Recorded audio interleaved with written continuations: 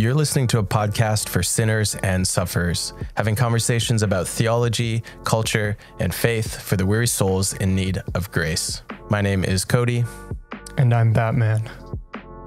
We've both seen the incredible movie this week, didn't we, Cody? We did. I'm so stoked on this movie. I want to talk about the movie first, and then I'll give you my story that I told you about. Yeah.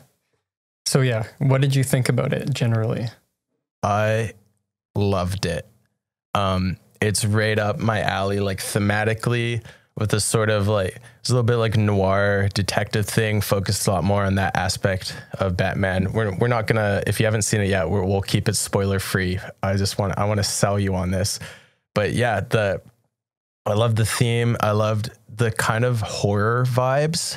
Like, I'm not a big scary movie person, but I like when there's like horror themes in other movies, and it did that so well. Some of the way things are shot, the soundtrack that is like kind of repetitive, but in a good way. Like when you heard certain songs, you knew like what kind of thing was about to happen. I loved the sort of shoddy gadgets. They felt like, because I rewatched Batman Begins recently, the Christopher Nolan one, which is also excellent, but just very different. And part of that is he's like, yes, this armor that's made from nanoparticle mega science. And it's like, they tried to make it grounded and real, but it was also like very fantastical. Whereas in the Batman, it's like, yeah, if I had money, I could probably make that. Like it seemed very, kind of gritty and real. My biggest thing, and then I want to hear what you think. My biggest thing is the suit is way better than the Dark Knight series. And I'm sorry, Christopher Nolan, those movies were great, but his suit was so stiff, whereas in the Batman it's more fluid. Like you could tell his cowl is like just leather. But also the mouth in the Nolan one, it's like this weird little like goatee hole.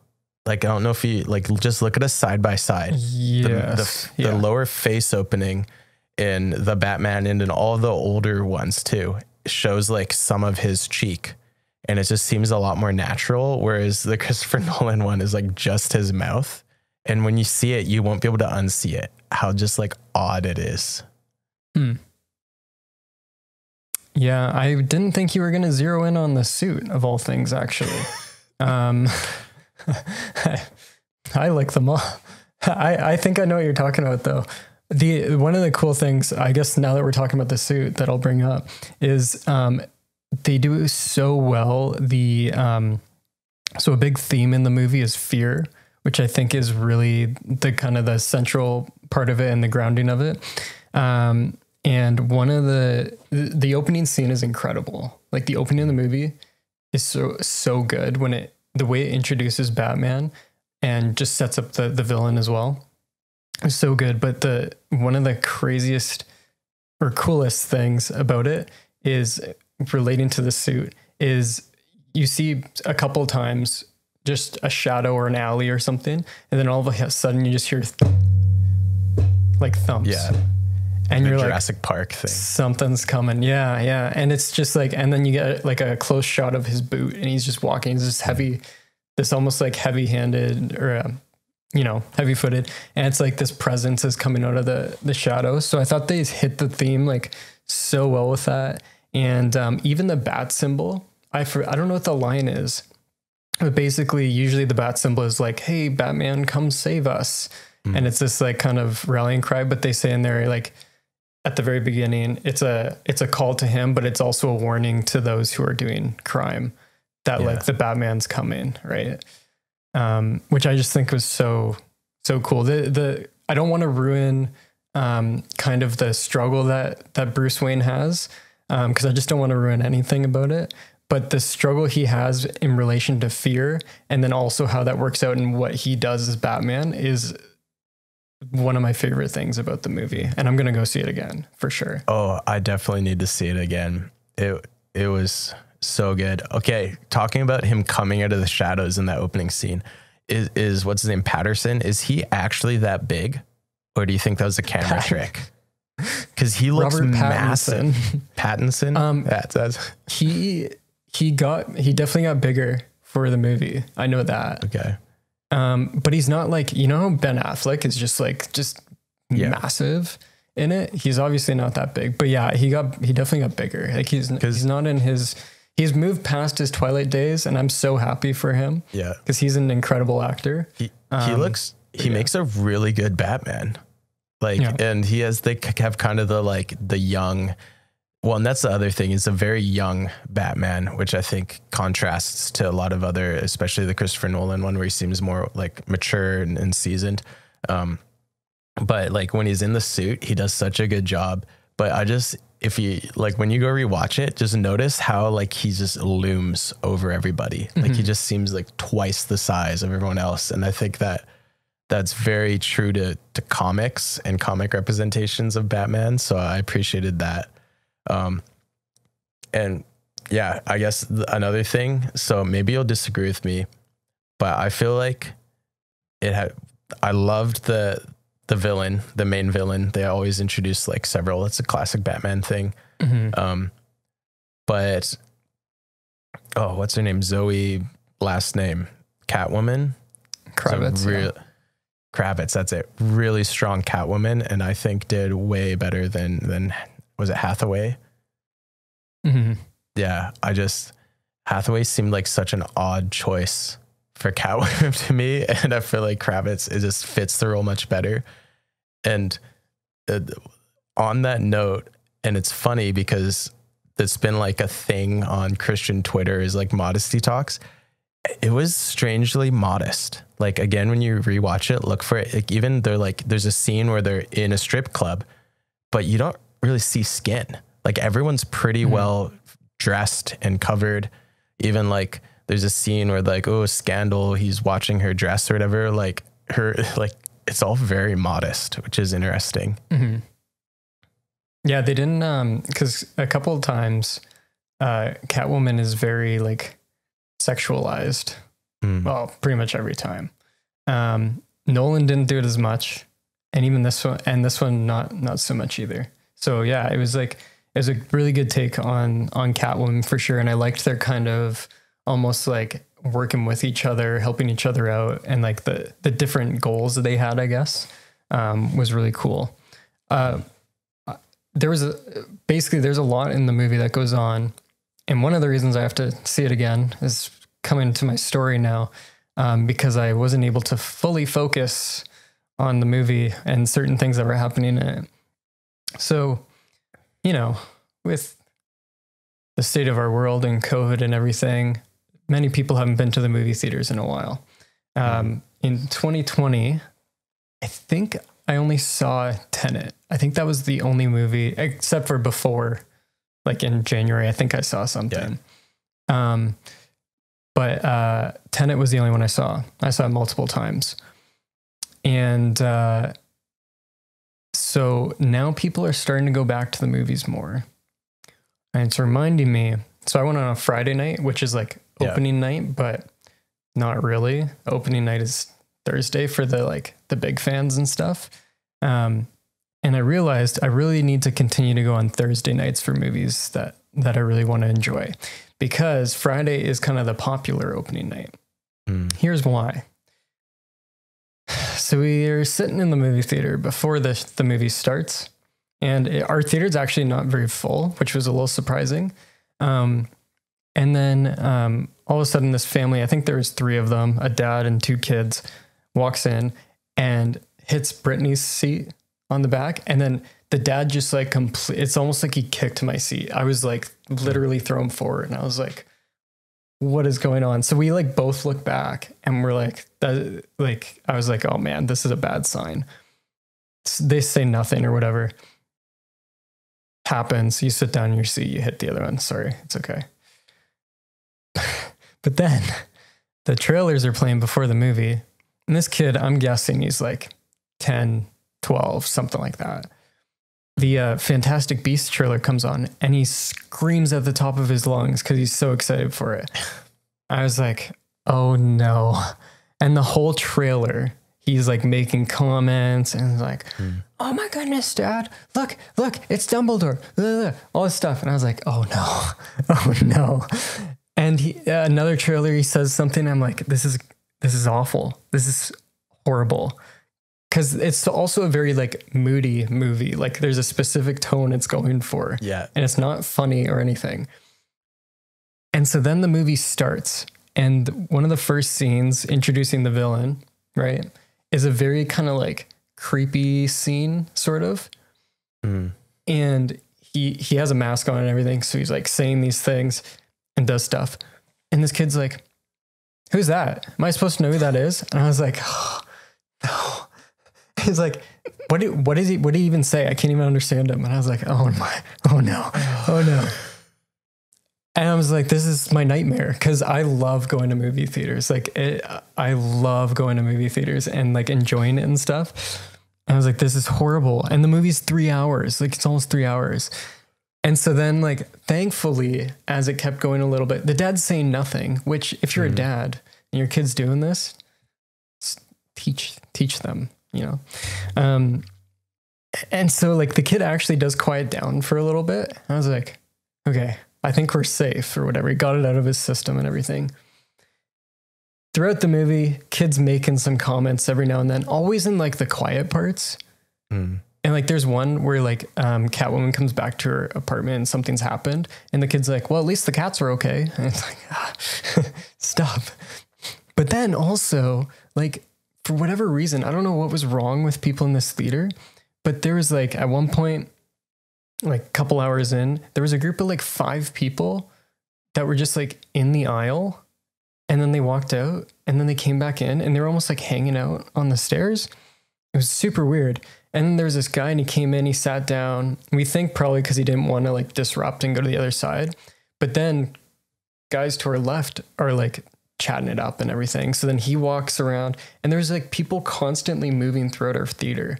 And I was like, what in the world is going on here? So here's my moral of the story for everyone. If you're going to the movie theater, there was also a kid, sorry. There was also a guy right in front of us who was constantly checking his phone. And I'm like, dude, what the heck? It's crazy. So much stuff happened. So my moral of the story is... You had this traumatic experience, Kyle. I'm sorry. Oh, man. People, if you're going to the movie theater, watch the movie. Enjoy. That's what the experience is for. I'm done. That's my story.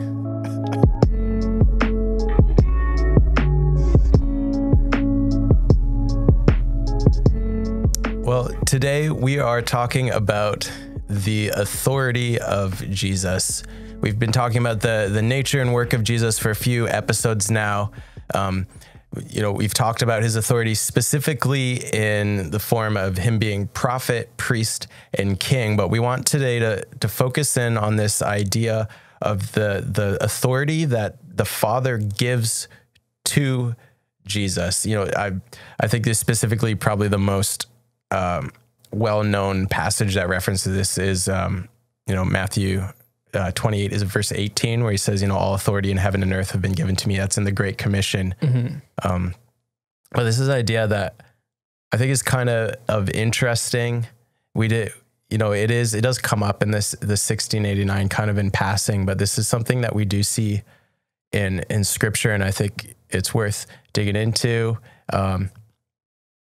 I don't know. Have you given much thought to this before this episode?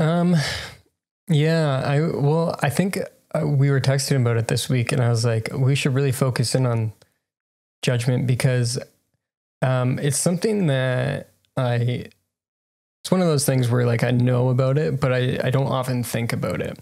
Mm. And then you really only think about it in specific situations in life as well.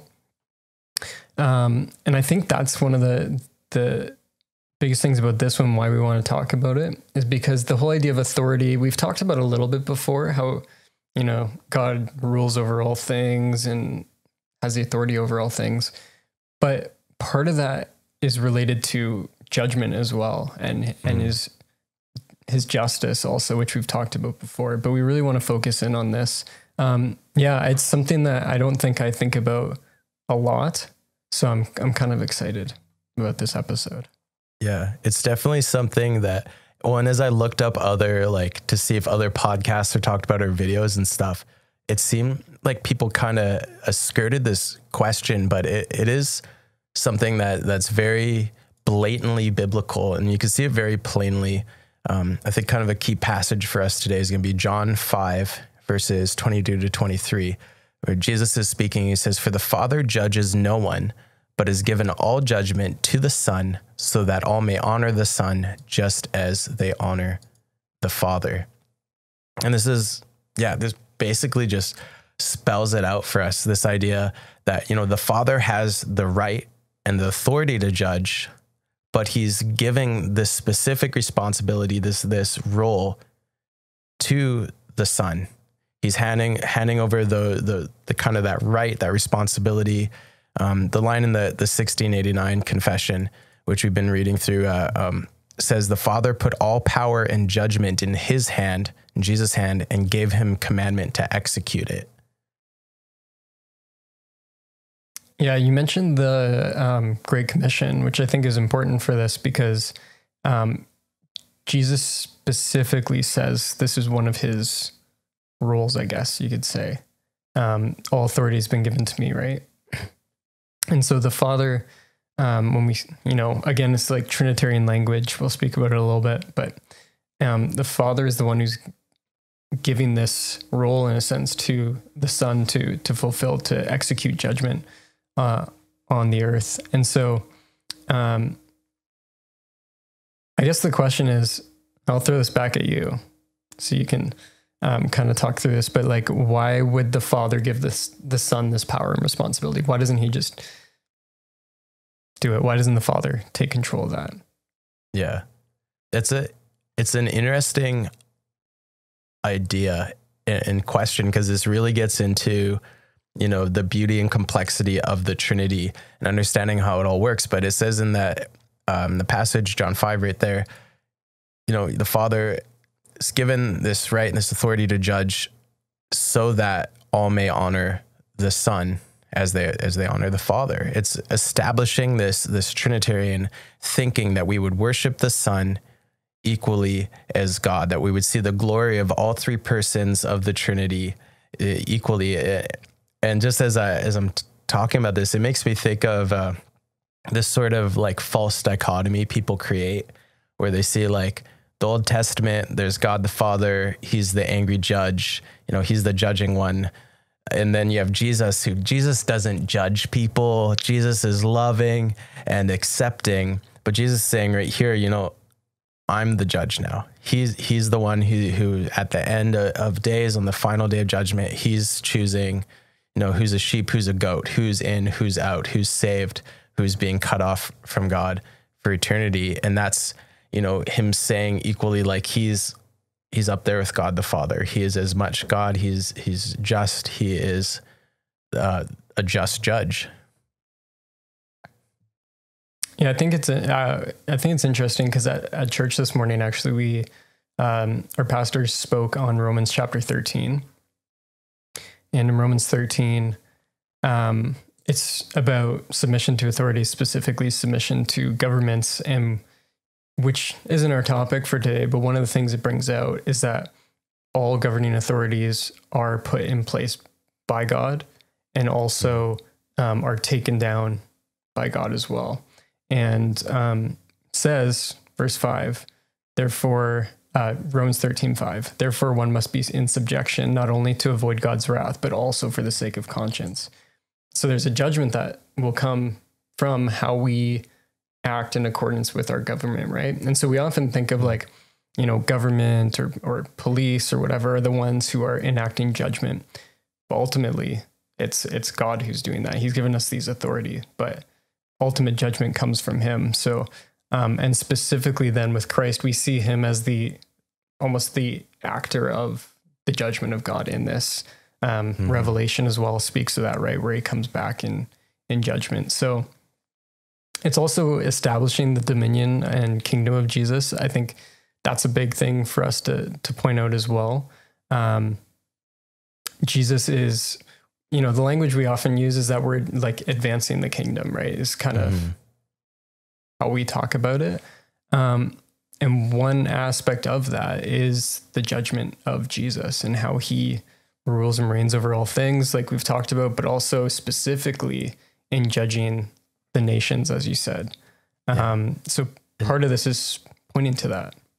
That just reminded me, I can't think of the reference, but it was back in the fall when I preached and you recorded it when we were still doing the church plant thing. There's the story where Jesus, he's casting out demons, and he tells the parable or just the example of a strong man or coming into a house to bind the strong man before you plunder the goods, and how that is he's referring to himself, how he's coming in and he's kicking Satan out and he's taking the authority away from him, and he's establishing his kingdom and his authority on earth. One thing as we're studying and reading about this that I thought was really cool is, when you read the Gospels, and I recently finished the Gospel of John. I've been moving into Acts recently, but you see Jesus frequently refers to himself as the Son of Man. And that's something that, I remember going to youth group and Sunday school, you'd hear this title and no one ever really explained it. And I always thought it was odd, because isn't Jesus the Son of God, right? Like this, it's a strange title, the Son of Man. And I think too, where like a lot of people who are opponents to Christianity, or even like progressives, will say like, oh, well, Jesus never claimed to be God. Look at what he calls himself. He calls himself the Son of Man. But this actually is a reference to Daniel. It's a messianic promise. It's a divine title. You can see Daniel 7, verse 13, 14. I'll read here. It says, I saw in the night visions, and behold, with the clouds of heaven there came one like a son of man, and he came to the Ancient of Days and was presented before him, and to him was given dominion and glory and a kingdom, that all peoples, nations, and languages should serve him. His dominion is an everlasting dominion which shall not pass away, and his kingdom one that shall not be destroyed. Yeah, and that relates right back to what I was saying before, right? Where kingdoms will come and go, right? But when Jesus comes and his kingdom is fully set up, and he's ruling and reigning on this earth, that's never going to pass away. It's going to be a kingdom that never passes away. Daniel is a great book about that. The different prophecies in it speak a lot about that. And so we see this as one of the reasons is Jesus judges justly, and he's coming back in judgment. So you often hear people talk about how Jesus first coming, he comes and he sacrifices himself for his people, and he dies and he comes in. I kind of hesitate to use the term, but I'll use it anyways because I've heard it before. But like, he comes in grace the first time, right? And he comes and he's showing us who God is, the fullness of Christ, the fullness of God. But then the second time, he's coming in judgment. He's coming in wrath. I think it's an accurate way to think about it for sure. There's also tons that's going on when he comes back a second time, but that's what this is he's a son of man, and to him was given dominion, glory, and a kingdom. So when Jesus is relating that title to himself, that's what he's saying is he's like, I'm here. I'm going to be the ruler of this kingdom that I'm setting up. And that also includes this judgment. Yeah. I see, throughout the New Testament, there's language of Jesus establishing a people for himself. I think of like Ephesians has really good examples of that. He's building a people, he's building a kingdom. And we also see language of the Father giving people to Jesus. John 6:37, Jesus says, all that the Father gives me will come to me, and whoever comes to me, I will never cast out. There's this idea that the Father is giving Jesus this authority, he's giving him this kingship, this dominion, giving him a people to rule over. So by giving him judgment, he's giving him the right to reign over his people, the right to choose his people. We've gone through before our beliefs where Jesus is choosing who comes to him. He's choosing who he atones for. He's choosing who he intercedes for. And by having judgment, he's ultimately on that last day, he's choosing which people are under his grace, which people are under his blood, which people he's taking a stand for, that he's calling under his name, and which people he's rejecting. Yeah. Before we get to our conclusion and kind of our, the end of this, one of the things that I remember growing up is in our church, we had these tracts, and one of them was called something like "This Is Your Life." And so they're almost like a little comic books. So we liked to read them as children. They weren't great tracts at the end of the day. They're very, Anyways, won't get into that. People who grew up with me, they know which ones I'm talking about. But there's one called "This Is Your Life." And the whole premise of the track is like this guy has died and now he's like coming before God. And basically this big projector screen comes out and it's like, "This is your life." And it's showing like snapshots of his life. And all the while, like he's there kind of waiting to be judged, and God is showing him his life and what he did. I'm pretty sure the way it ended was he got thrown into hell because he did all this bad stuff. That was kind of the premise of most of the tracks. But that was the judgment, right? So it was like, look at all these bad things you did in your life. Therefore, see you later. And I mean, obviously there's not going to be a projector screen in heaven. I don't think. I don't know for sure, but I'm going to assume. You in for a surprise? No. Transparencies and it's just like drawings. Yeah. It's actually transparencies. Yeah. If you don't know what that means, it's because you're too young. Yeah. But basically what I'm getting at here is that's typically what we think of like the judgment of Jesus, right? Where he's going to show us all this bad stuff we did and be like, see ya, you're going off to hell. When Jesus judges, he judges justly. And the thing with this track, and again, I don't know what it fully said and everything, but that's the message I got as a child. If that were to happen and there was a screen and it showed all this bad stuff you did in your life, at some point, if you're in Christ and the Father has given you to Christ, there would be a point where you came to repentance and faith in Christ, and all that bad stuff is washed away. And the just judgment that you receive is to be welcomed into the presence of the Father in heaven. And that is the judgment of Christ because he has covered you with his blood. But for those who did not, even if, they did basically the exact same bad things as you, but they did not fall under submission to Christ in their life, their judgment is, death and hell.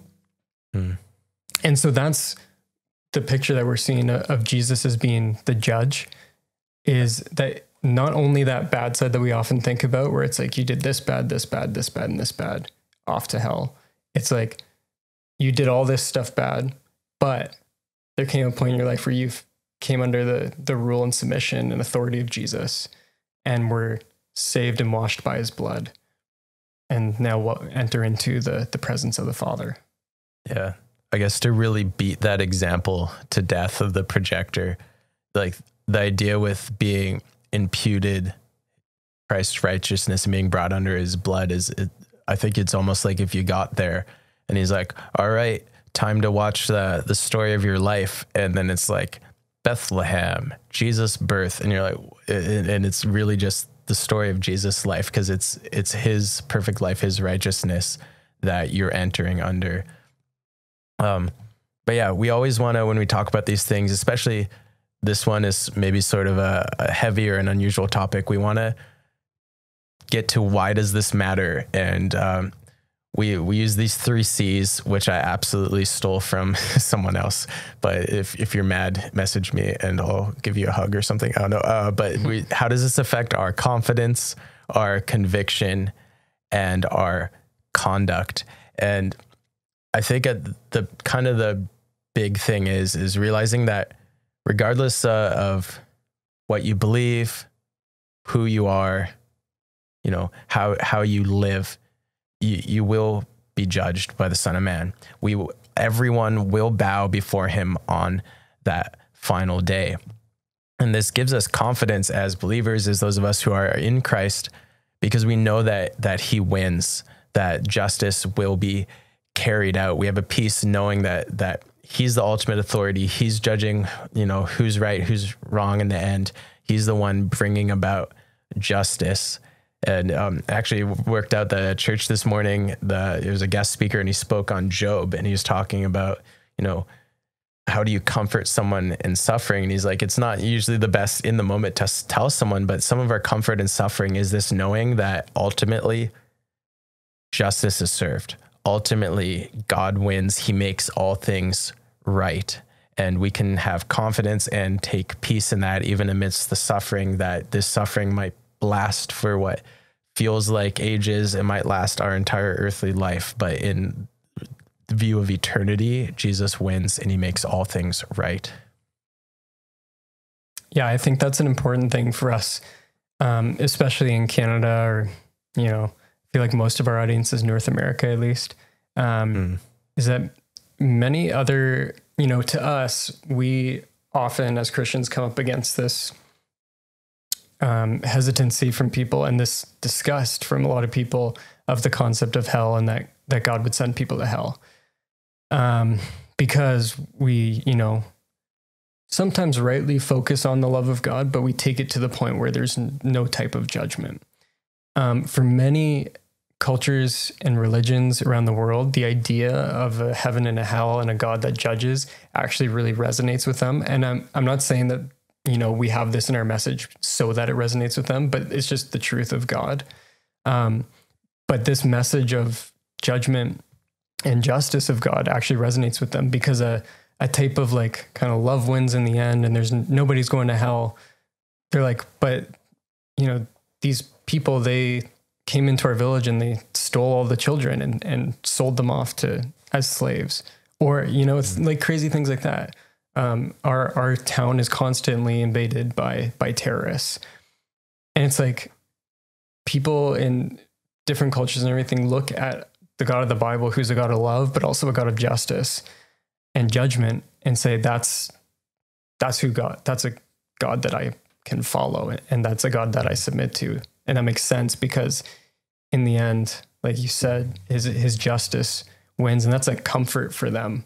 When they're in these crazy situations that often we don't see, or we kind of see from a distance, from kind of our nice little perfect North America here. Yeah. I always like something that resonated with me once a few years ago, and that I always like to tell people who struggle with this love and justice balance, is that if we really think about injustice committed against us, we realize that it's loving for God to carry out justice. That if somebody came and robbed my home and stole everything, and then the police came and they're like, oh, that sucks, but it wouldn't be very loving of us to, prosecute, to find the thief, to do any of that, where we're just going to let it slide, that you'd be offended, you'd be frustrated, you wouldn't feel loved by the authorities in that regard. For Jesus to carry out justice is loving. And I think we see in North America, this culture where we're passionate about justice, and we actually get a weird watered down version of Jesus in a lot of instances, because we have a very shallow and momentary understanding of justice, where you have people who try to pitch Jesus as some sort of social justice warrior, that he's I just want to feed the poor, and he does want us to feed the poor. He tells us that pretty blatantly, but we limit him to that he's in the moment, relieving momentary suffering and pain and being a nice guy, and he's our social justice icon. But in reality, he is a higher justice. He is an ultimate justice, and he will ultimately judge. And that gives us a conviction as Christians to speak of it. Acts 2:36 says, and he commanded us to preach to the people and to testify that he is the one appointed by God to judge to be judge of the living and the dead. Like, we need to be sharing this because it's true. It's reality. Like, if we care about people, if we actually care about people and we actually believe this, we need to be trying to find some way to communicate this truth to them before that day of judgment comes. Yeah. And then that leads us into our conduct as well. Like, if we truly believe this, we need to live in light of his authority as well. Not kind of focusing on, okay, what do I think is right? What do I think is true justice in this situation, but submitting to his will and him. And when, we do see injustice happen in our world, it's just a reality of the fallen world. But we can have hope in the final judgment, and that Christ will judge justly and people will be judged rightly. And so that's our need to communicate it seriously, because we often think of Jesus as kind of, he works for me, may not work for you. You can figure it out, what works best for you. But he is the hope for us, for sinners. Like I was talking about with, other cultures really resonate with that idea of heaven and hell and that type of justice. It's a universal religion. Like, Christianity isn't a religion that only works in one country and one culture, because this is universal truth. It's ultimate truth. It's who God is. He's the hope of all sinners. He is the way, the truth, and the life. So we need to communicate that properly, even when we get pushback on it. And then also we follow his example of being merciful, being meek, being loving in our communication as well. I talked about the tracts before. The main focus of those tracts was just to say, sinner going to hell, and not a lot of gospel grace, hope in it, I guess. It's just, let's scare them out of hell so that they come to church reluctantly and are scared of going there. But it's this idea of saying, like, Jesus is the one with ultimate authority, he's the just judge, and he will judge someday. That's a reality. And the way that, we live in the right way, and the way that we make it to be with him in the end is to fall under his rule and reign, to submit to him as Lord and as Savior as well. Yeah. To acknowledge his authority and his dominion, to submit to him and to come into his kingdom. That's our hope. Well, we appreciate you listening. We want to hear from you. If you have comments, questions, snide remarks, leave a comment on YouTube, message us on Instagram, or if you're into that sort of thing, the best option, really join our Discord. You can have some back and forth, and you can talk to other people that listen. There are other people who listen, and we've had some really good conversations there. If you want to help support us, really the best thing you can do is share, tell people about it. Send it to people who, if you have issues and you're like, I want your opinion on this, or if you're like, this might be encouraging to you, like just sharing, writing reviews, especially on podcast apps like Apple Podcasts, Spotify lets you now. We also have a Patreon if you want to support us in that way, but absolutely no pressure. We just want to have conversations and build this community.